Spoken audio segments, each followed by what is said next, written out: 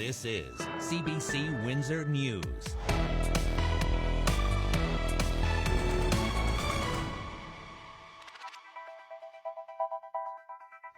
Hi, I'm Bumanlag. You're watching a special CBC Windsor News broadcast. Starting a second term as mayor, Drew Dilkens is facing a new dynamic on council. Growing concerns about diversification of jobs, overdose prevention sites, homelessness, and spending on municipal infrastructure. So I wanted the chance to sit down with the mayor, find out where he stands on some of the big issues, his outlook on the city and the issues that it faces. So I invited him for coffee. Here's our conversation at the Coffee Exchange in downtown Windsor. Well, listen, I think we have seen a real tremendous rebound here in the city of Windsor over the last 4 years. And we've seen, all indicators become very, very positive from where we started in 2014 to where we are today. I'm very excited about the trajectory that we're on. I also, as excited as I am, I'm also very, very concerned about the future of the city. And I'm concerned about what happens if our largest employer walks away from the city of Windsor. Now, let me be clear. I have had no indication, no one has said anything that Fiat Chrysler would be walking away from the city of Windsor. Just the contrary, it's all very positive signs and indicators from them. And I'm proud of what they do here, and we're going to continue to support them. But we have to start thinking about what happens if Fiat Chrysler decided to leave the city of Windsor. And we have to start planning as if that was going to happen. We cannot wait until a recession and for something like that to happen and then hope that we can dig ourselves out when we're sort of at the bottom of an economic cycle. We have to talk about it now, we have to plan for it now, and we know it's going to take time. And these things, if I look back over the last 4 years, Arms, and we talk about some of the big employers that we brought in, whether it's Cowth at the airport, whether it's APAG near the airport, whether it's AAR on the airport grounds, or whether it's Quicken Loans that are coming to Windsor in a few months. I mean, this took 4 years to bring in about 600 jobs. Well, Fiat Chrysler in Windsor has about 6,000 jobs directly in the plant, and they're one of those positions that really offer some of the best and strongest multiplier effects. And so experts will say that every job created in the plant, there is a 9-to-1 spinoff from positions in the plant. So you do the math, we're talking about 60,000 people in our city who rely on those jobs in Windsor for their livelihood. And if you just do the math, 600 over 4 years, and we're trying to look at replacing 60,000, it's going to take us 100 years to do that. And even if, I said in my inaugural speech, if you don't believe those numbers, say it's 4.5 to 1, you're still down to 50 years. Say you want to divide that in half, you're still down to 25. And say you don't even believe there's a multiplier, and you just want to do simple division, 6,000 by 600, it's going to take us 10 years at our current rate to be able to replace those positions. And so we have to, I say quadruple our efforts on the economic development front to make sure that we're doing everything we can so that we don't see a vast hollowing out of the city of Windsor. And I don't think there is any issue in front of City Council today that is more important than that. Was that sort of a wake-up call for the city to say, this is a gamble. This is a gamble of where it's going in the next 5 years, and this is something we need to make a plan for in case it happens? I'll tell you, it was a wake-up call for me. And so notwithstanding the fact that we have seen GM close their operations here in 2010, it was at the bottom of an economic cycle. And they were, the product had sort of reached the end of its life cycle. They had operations in St. Catharines. There was consolidation. And it was a bit of a different story. And so, when I looked at what happened with the GM's decision with respect to Oshawa, Michigan, Ohio, heck, a year before they had closed the factory in our sister city in Gunsan, South Korea as well. When I looked at what the decision was based on, it wasn't based on shipping production to China or Mexico. It wasn't because quality was poor. It wasn't because we're at the bottom of an economic cycle. It was because the company, a multi-billion-dollar global company, wanted to save $6 billion and focus on autonomous and electric vehicles. And although I think the difference between Oshawa and Windsor is still striking, we have very high capacity here, usage in the plant here in the city of Windsor. Oshawa, as I understand, was operating at about 1/3 capacity for quite some time. There's some differences, but when I looked at the reasons why, it just made me ask myself, what if that happened here? And I had written, last weekend, I had started writing a completely different speech for my inaugural address. It was that typical, things are good, we're going to work together, and any mayor could take the speech, change the city of Windsor name to whatever city they work in, and deliver the same speech, and it would have been likely 90% appropriate in any other jurisdiction. And I once I saw what happened in Oshawa, I said, I'm not delivering that speech. We need the wake-up call here in the city of Windsor. We need to have the rally cry. We need all hands on deck, and we need every single person, every single organization, whether you're a BIA, whether you're a nonprofit organization, whether you're a chamber of commerce, whether you're in the city or whether you're in the county. This affects us all.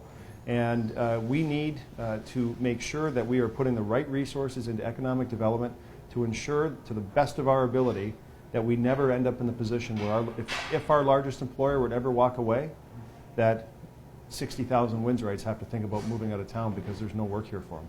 What lessons did you learn over the last 4 years that you're going to take with you into the next 4? Well, I think like any job, when you start a position, there's an element of it being new. And when you're a city councillor, you have more information than the general public to make decisions, but you don't have as much information as the mayor. And so as a city councillor, you're really focused on your ward and how are you going to deliver for your ward. And you see things happening at the city level, but you don't have the broad perspective on how everything fits together. When you become mayor, you then get the corporate-wide perspective. You see what's happening in all the different wards, and you understand the implications of what happens if you make a decision here, how it impacts across the entire corporation, across the whole city. And so there are, thousands of decisions that get made probably, every month. And you have to think about, the impacts and what you're setting up and who's trying to steer the ship, because there are politics here. Let's not think that politicians aren't political, and there are different reasons. So you've got to really try and look at your budget and make sure you're delivering the core resources and activities that a city needs to deliver, do it really well. And then once that's been done, then you can start talking about sort of the other things that enhance quality of life. And I think 8 years on city council helped me to become mayor, and I think there's a good reason why every mayor since the 1930s has been elected directly from the city council. It'd be very difficult to walk in to be mayor and be functional and be ready to go without the perspective of being a councillor first. You talked about decisions. I think a lot of people are wondering whether or not Windsorites should expect a tax increase in the next year. Do you think that's coming down the pipe? Probably they should. And we delivered for 8 years in a row. I remember in 2014, my campaign promise to folks was that we would do 0% for 2015. We did that. I said hold the line thereafter, and hold the line to me is below the rate of inflation, at or below the rate of inflation. We did 0 in 2016 as well, but in 2017 we had a 1.5% tax increase. 2018 we had a 0.9% tax increase. We were the city with the lowest tax increase of any city in the province of Ontario, and I'm proud of that. And we still deliver the core services. We didn't have to carve out services and cancel garbage collection. In fact, we enhanced certain things by adding bulk garbage collection as an example.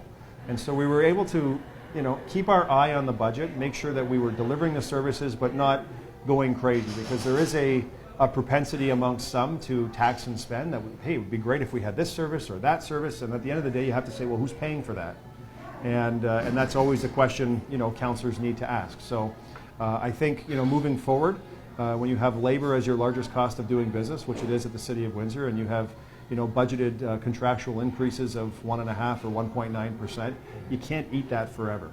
And so my commitment during the campaign, which still holds true today, is that we're looking at to hold the line on taxes and make sure that we can bring any tax increase in below the rate of inflation. Now, I say all that because that's the goal, but I'm not afraid to pivot. And I think people saw that this past year when we saw the escalation in crime in our community. We said, no, we're hiring 12 officers. We're going to create a problem-oriented policing unit and address the problems that we're seeing immediately in the downtown, but make that unit mobile to address problems that happen elsewhere in the city.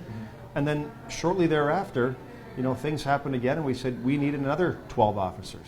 And each time we hire 12 officers, it's almost $1.5 million, right? And that money has to come from taxpayers. But I'm not willing to forego public safety to deliver a 0% or a 1% tax increase. Public safety is going to be paramount, and we're not afraid to spend where it needs to be spent. You're watching a special CBC Windsor News broadcast. Our conversation with Mayor Drew Dilkens continues right after this. Welcome back to a CBC Windsor News special broadcast. I'm Bumanlag. Here's more of our coffee shop chat with Mayor Drew Dilkens. There's a lot of crime in downtown.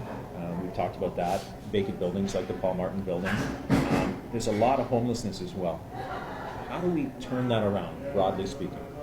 So, I mean, you've just mentioned so many issues there, and some of them have very discrete answers. They're very complex. The whole topic of homelessness is a very, very complex topic. It's not something the municipal government could just throw money at and ever hope of solving. So we fund places like the Salvation Army. We fund places like the Welcome Center for women and for families. And we get the statistics, so we see the usage. But the city also funds $400,000 a year to put people up in hotels. And so no one in the city of Windsor needs sleep on the street. Let's start from that point. There are many people who choose to sleep on the street. And I think you have to understand that people who are in the middle of a drug addiction or suffering from significant mental health issues, or sometimes the combination of both, they aren't always thinking in the right frame of mind.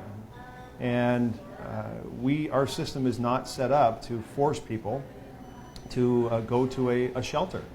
You know, some people can choose and do choose to sleep in a tent underneath an overpass, and it's disheartening to see.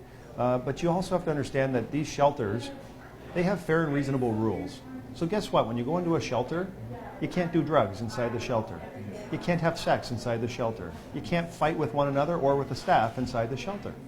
And there are people who simply are so addicted that they can't go without the drug, therefore they can't stay in the shelter. And so homelessness is a very complex issue. It requires a response from the municipality, but more from the provincial government and the funding required to get these folks into treatment when they're ready to get into treatment. And so with some of the overdoses we've seen, you know, you have folks who overdose, and whether it's saved by Narcan or saved by a friend, or 911's called and they get to the hospital and they're treated, they may spend 13 or 14 hours in the ER department. But in order to move them from the ER into treatment, it could take 6 weeks. So what does a person do when they're released from the ER and they have to wait 6 weeks? And even if they say, I'm at the rock bottom now, I'm in the ER, I want treatment, sorry, come back in 6 weeks. What do you think they do as soon as they leave the hospital? They get back into that life that brought them there to the ER in the first place, right? And 6 weeks from now, they may not be in the frame of mind to seek the treatment that they need. And so it's a very complex solution. And we're doing our part. We've got all the right partners around the table. I know this premier in this province during the campaign committed $1.92 billion towards mental health and addiction. We're waiting to see how that program gets rolled out and how we can implement solutions here in the city of Windsor. We have sat down at a table for many, many meetings with our partners in Essex County, the health unit, all of the other service providers in Windsor and Essex County to create our local opioid prevention strategy.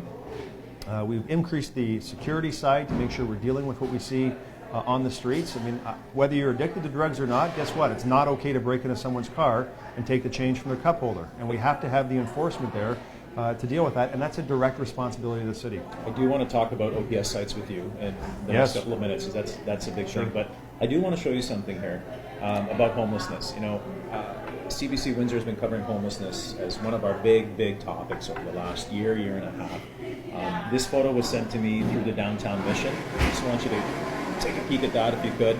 Yep. This was taken before they opened their doors. There's an elderly woman there. Staff believe, they tell me she's in her 70s, waiting to get inside to find somewhere warm to sleep. And they tell us that they haven't got the funding to stay open during the day, to allow people to even come in and sleep. How do we address that? Well, the mission is not funded by the city, and so you know, they rely on donations, and you know, they have an operation that runs to help a lot of people in the city, but is funded outside of the city structure. And so, I mean, that's heartening to see a lady sleeping on a porch next to the downtown mission. And you know, I don't think any mayor or any city councilor or any citizen would say, hey, I like to see that. But you know, I don't know what the cause of her doing that is. I don't know if is she overdosing there? Is she on drugs? Like, what is the solution to end the homelessness, right? And so, if you have a drug issue, I need to help someone get treatment so that they can get back on their feet and start building a normal life. And there are, you know, people don't just end up homeless one day. They get there through a process. And so addictions obviously is one of the major causes of homelessness. And again, the city is willing to do its part, but we need other funding partners, because guess what? The city does not fund health. We don't fund addictions. And it's not our role as a government to do that, but we see the problems happening here on our street. And I look at that picture, you could change the name on that building, and you could make that any city across Canada, and that's happening all across Canada. I think more so in the province of Ontario because we have decentralized a lot of our mental health care. We've pushed people back to the communities, and the notion was that a lot of the folks, who are suffering from significant mental health issues, what I've heard is folks say, well, they're closer to their loved ones and they'll recover better when you're closer to your loved ones. The problem is a lot of their loved ones can't deal with their family members that are suffering from significant mental health issues. So they end up living in lodging homes downtown. They're sort of disconnected from those loved ones anyway.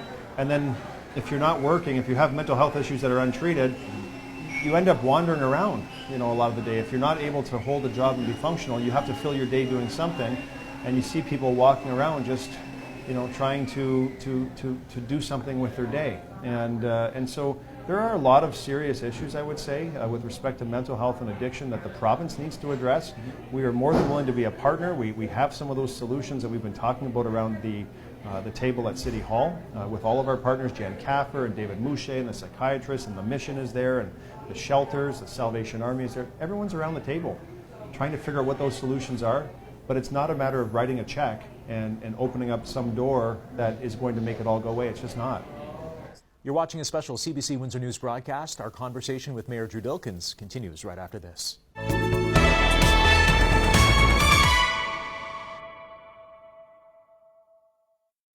Welcome back to a CBC Windsor News special broadcast. I'm Bumanlag. Here's more of our coffee shop chat with Mayor Drew Dilkens.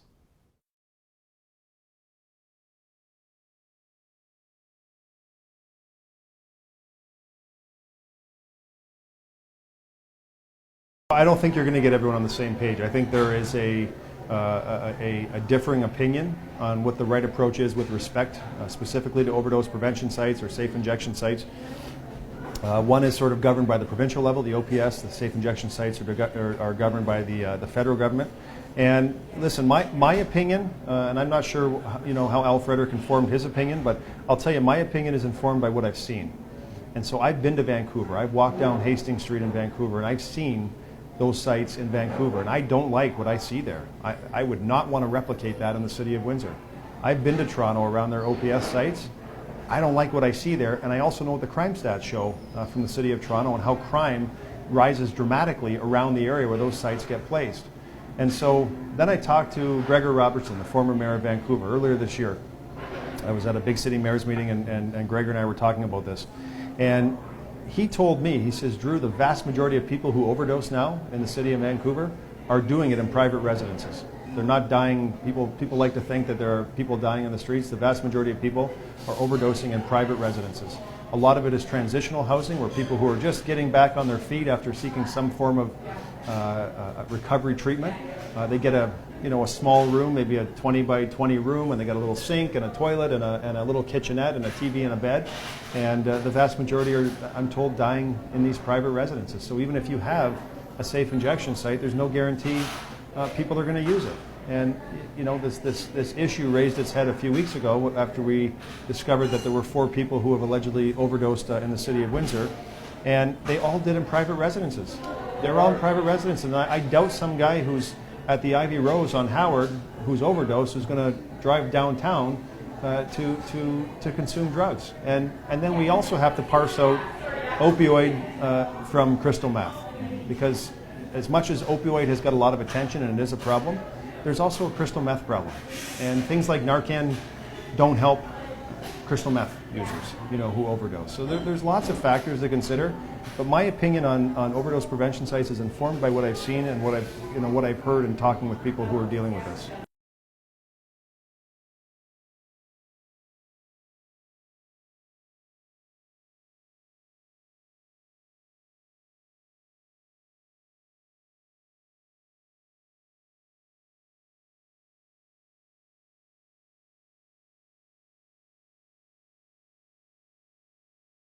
I think just investigate Vancouver. You guys have CBC has resources in Vancouver. Ask these questions in Vancouver and find out where people are dying. When there are safe injection sites available, where are people dying in the city of Vancouver? It'd be interesting to actually get the hard numbers. Would be very interesting for me to see. I'm taking anecdotal information from the mayor of Vancouver, former mayor of Vancouver, who I assume would be very knowledgeable about it. But you know, at the end of the day, there will be a differing opinion. Some people will think that we should have them. They're going to save lives, and let's not worry about where it goes. Let's just put it, you know, in a place where, you know, drug users can go and you know, consume drugs. You know, somewhere along the way, you know, when I grew up, probably when you grew up too, you know, the message was don't do drugs.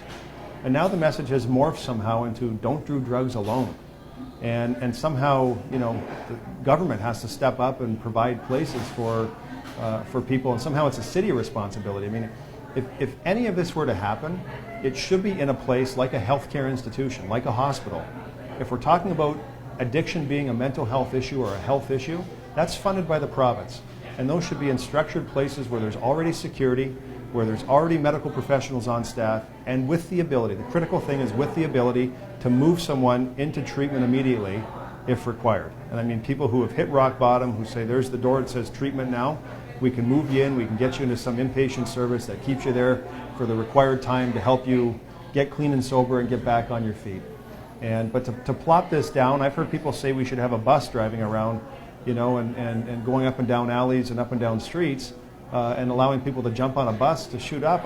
I just think it's crazy. It's not the world that, it's not the city I want to create. And so, you know, there are folks who are suffering, who are addicted. I get it's a mental health issue, but let's park the treatment where the treatment belongs, and not at some place downtown that is going to have the opposite effect of what we've been working on for the last 15 years, which is the rebound and the redevelopment of downtown. I can't reconcile how I would spend $200 million trying to build up my downtown and then place an overdose prevention site that could do exactly what I see on East Hastings Street in Vancouver in my downtown core. The two are irreconcilable to me.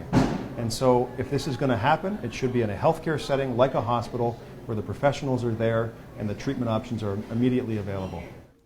We hope you enjoyed the CBC Windsor News special broadcast, a coffee shop conversation with Mayor Drew Dilkens.